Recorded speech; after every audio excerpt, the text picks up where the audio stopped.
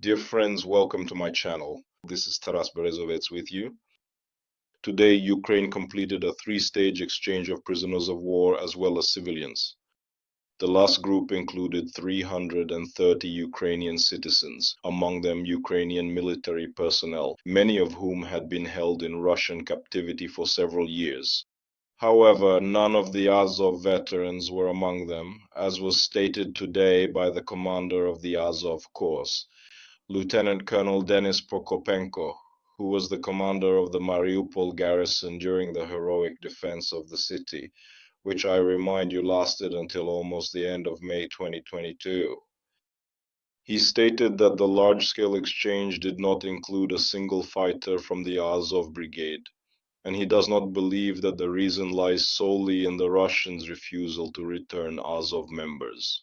The main intelligence directorate, which was involved in the exchange process, responded to this. This was stated by Andrei Yusov, a representative of the main intelligence directorate, who said that the countries exchanged those people who were on the lists and whom they were ready to hand over. The Mariupol garrison, I quote, was and remains a priority during the exchange, and there have already been results. However, speaking specifically about this exchange, we worked in a format where the aggressor state provided lists of those they were ready to release, and Ukraine did the same. Everyone who is in Russian captivity must be returned. This exchange is among the largest since the beginning of the Russian invasion of Ukraine in 2022. Let me remind you, the three-stage exchange involved 1,000 for 1,000. A corresponding agreement on this was reached during negotiations in Istanbul on May 16th. In fact, this was the only agreement that the two sides managed to reach. All the others, regarding a temporary ceasefire or the start of peace talks with the Russian delegation led by Putin's aide Vladimir Medinsky, were rejected. Thus, this exchange, which has already been welcomed by the US presidential administration, is currently, at present, the only tangible outcome of the concluded negotiations. Today, the Russian army carried out another massive strike involving the use of cruise and ballistic missiles as well as drones. This attack is among the largest not only since the beginning of 2025, but also since the start of the full-scale invasion. The enemy launched 69 cruise missiles, 9 ballistic missiles, and 298 drones at Ukrainian territory. The majority of the cruise missiles and drones were shot down. However, as for the ballistic missiles, all of them either reached their targets or fell in uninhabited areas. At least 12 regions are known to have been attacked today, including Kyiv, Chernihiv, Dnipropetrovsk, Zhytomyr, Sumy, Kharkiv, Odessa, Mykolaiv, Khmelnytsky, Ternopil, Cherkasy, and Poltava. This was reported by the President of Ukraine, Volodymyr Zelensky. As a result of today's attack, at least 13 people were killed. The greatest loss, the tragedy, occurred in the Zhytomyr region. Although the loss of every person is a tragedy, today in the Zhytomyr region, 3 children from the same family, aged 8, 12, and 17, were killed. There is also significant destruction in the Dnipropetrovsk region, in Odessa, in Mykolaiv, in the Kyiv region, and in the city of Kyiv. Kyiv, by the way, is celebrating City Day today, and the enemy has apparently decided to congratulate Kyiv residents and guests of the capital on this holiday in this way. This holiday that, for the 4th year now, is being observed under the conditions of Russia's full-scale invasion. So that's the reaction, essentially. At the same time, the Ministry of Defense of the Russian Federation cynically stated today that the large-scale prisoner exchange is creating favorable conditions for the next round of negotiations. TASS reported that the Russian side once again wants these negotiations to take place in Istanbul. Earlier, Russian Foreign Minister Lavrov rejected the proposal to hold these negotiations in the Vatican, as was desired by Pope Leo XIV and also by US President Donald Trump. At the moment, we are clearly seeing an increase in the number of missile and drone attacks. Moreover, they are being used in combination. In this attack, I'll repeat once again, as of today, it was one of the largest. Almost 300 UAVs, 298 took part in this attack. And this shows that the enemy has increased the production of its strike drones to such an extent that it can easily deploy such an astronomical number in a single attack. Previously, let me remind you, on average, there were between 100 and 150 drones used. This is already twice as many. At the same time, the attacks have been happening continuously for several days now. Thus, it is obvious that Russia is ramping up its own military efforts, as well as increasing diplomatic pressure on Ukraine and its Western allies, especially in light of the fact that American President Donald Trump continues to make, let's say, rather ambiguous statements, which will only contribute to further escalation from Russia and its allies, primarily China, which just a few days ago, 4 days ago, conducted large-scale exercises related to amphibious landing operations on Taiwan. This was a clear show of force to which, unfortunately, there was no serious response from Washington. And before it was always there. Moreover, the response was both political, with statements from the White House and the State Department, and military. In such cases, the American military would always send a carrier group to the shores of Taiwan. However, this time nothing of the sort happened. Against this backdrop, the Commander-in-Chief of the U.S. Armed Forces, President Donald Trump, made yet another statement that clearly will not contribute to de-escalation. He stated that the mission of the U.S. Armed Forces is not to impose democracy around the world, but to dominate the enemy and eliminate any threat to America. He promised to refocus the American armed forces exclusively on defending America's borders rather than spreading democracy around the world, quoting, at gunpoint, Trump's quote, "We are restoring the fundamental principle that the main mission of our armed forces is to defend our own borders from invasion," Trump said to the graduates of the military academy at West Point, the most prestigious military academy in the US, I remind you, on Saturday, May 24th. Trump also accused his predecessors. In recent times, he has been criticizing not only Joe Biden, but even Republican presidents, in particular President George W. Bush, who served 2 terms as US president and had a higher approval rating at the 100-day mark of his presidency than Donald Trump did. Incidentally, he accused all of them of leaving our borders unprotected and depleting our arsenals for the sake of participating in other people's wars.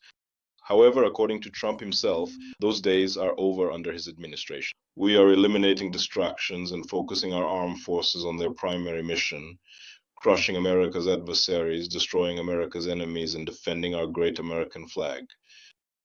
He also stated that we will not be hosting drag shows, transforming foreign cultures, or spreading democracy around the world at gunpoint. The mission of the military is to dominate any enemy, eliminate any threat to America anywhere and at any time. This is how it is perceived, and naturally, in essence, it signifies a tectonic shift in American foreign policy, a rejection of the role of global policeman, the role that America organically assumed after 1945, after the end of World War II. And under all presidents, one could say, even the weakest ones like Ford and Carter, America consistently adhered to this principle. Yes, at one time the principle of peaceful coexistence was adopted, which was actively promoted by the Bolsheviks. And in principle, the American administration under Nixon accepted this principle and further developed it during the era of Leonid Brezhnev. Nevertheless, under every American president, there were demonstrative actions, punishments for violations of democratic principles for military juntas coming to power.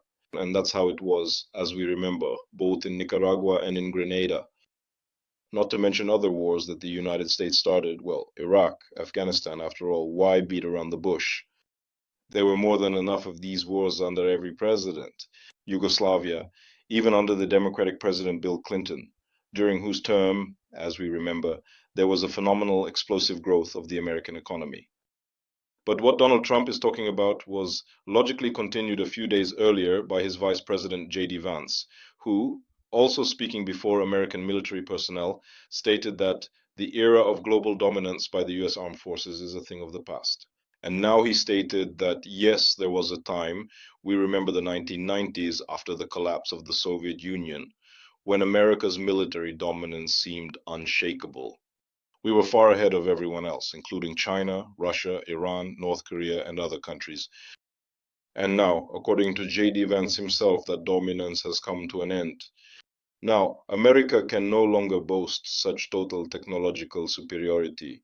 because we now have adversaries, competitors, and opponents who are equal to us in capabilities. Well, undoubtedly, such a statement sounds very bold, especially coming from the Vice President of the United States, who logically, even if something is happening and it's not going right, should be saying things that strengthen the American spirit, reinforce allies, and not send a signal of America's obvious weakness. However, here I think that J.D. Vance is getting ahead of himself, as we say.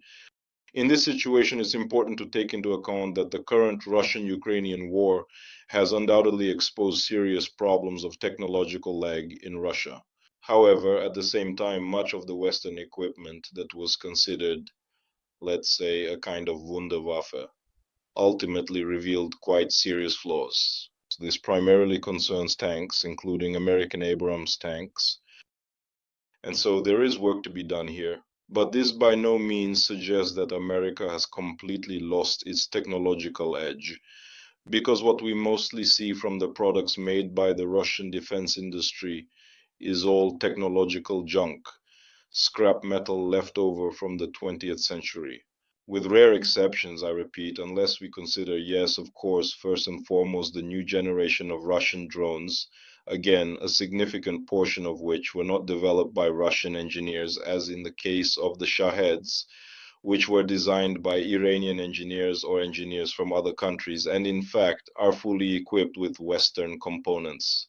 And yes, there are undoubtedly certain successes now in Russian missile development, particularly the fact that Russian ballistic missiles are now equipped with additional decoy systems, including traps that are triggered against Western air defense systems. This was stated in particular by the spokesperson of the Air Force, Yuri Ihnat.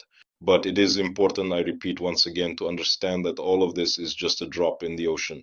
To a large extent, Russian weaponry, the Russian army, still remains an army of the 20th century, or at least, let's say, the late 20th century to the early 21st century. And here we know that technological advantage can be increased to such an extent that it can be lost, not in 10 years, but practically in just 2 or 3 years.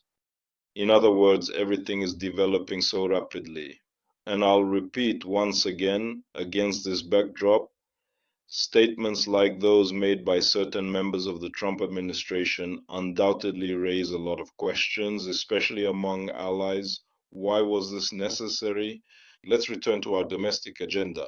Today, the president of Ukraine, Volodymyr Zelensky, signed sanctions that were adopted by the National Security and Defense Council of Ukraine against a number of citizens of the Russian Federation, as well as citizens of Ukraine. In particular, the list notably includes Ramzan Kadyrov's aide Akhmet Dudayev, member of the supervisory board of the Union of Paratroopers Sergei Lalakin, Putin's close associate Ivan Banikov, Banikov's business partner Alexander Mateshov, Russian crime boss Gennady Petrov, as well as former Ukrainian MP Ihor Mozychuk for, let's say, the extensive propaganda work and activities they carried out on the Kremlin's direct orders. This entire situation, without a doubt, leaves a wide field of activity for both law enforcement agencies and special services, because we understand that this work cannot be completed all at once or in a single day.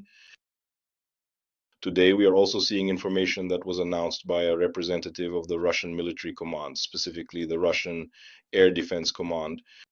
We are talking about Major General of the Russian Armed Forces Yuri Dashkin, who appeared on the air of the Russia TV channel.